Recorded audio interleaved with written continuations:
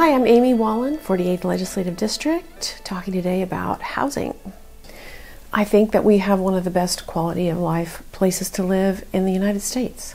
And that has meant that great companies have located here.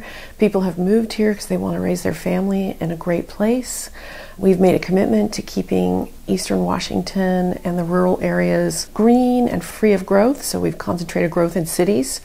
But what we haven't done is build enough housing units.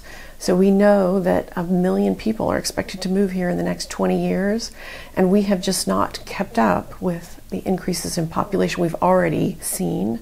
So we're at least 250,000 units of housing short, and many more to come, I think.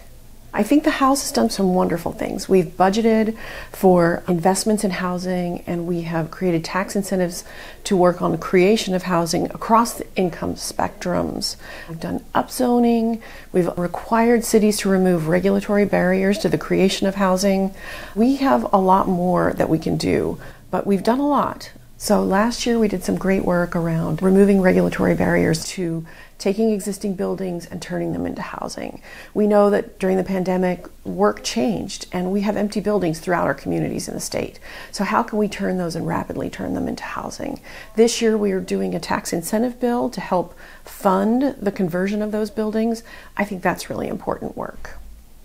So one of the policies that's really important to me, and I think we've seen great success in our district, is transit-oriented development. Our region made a huge commitment to transit infrastructure, and that's being built right now. I think the state needs to take a coordinated approach to allowing housing to be developed along those transit corridors. It makes complete sense. I think another great thing about transit-oriented development is people can get to where they need to be without having a car. It creates villages, community, where there's a place for everybody, and also a place where people can age in their own hometown.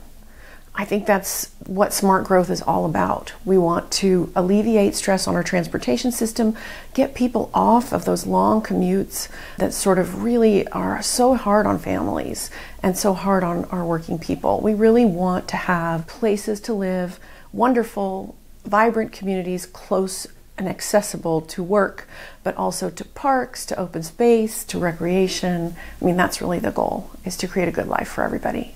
There's a really wonderful piece of work. It's a bill that has been worked on for 2 to 4 years now.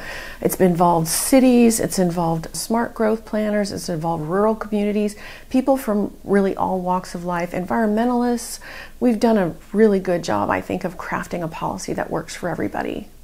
Well, it's made it out of the House and it's in Senate Ways and Means, so we are really encouraging our senators to move this important policy forward.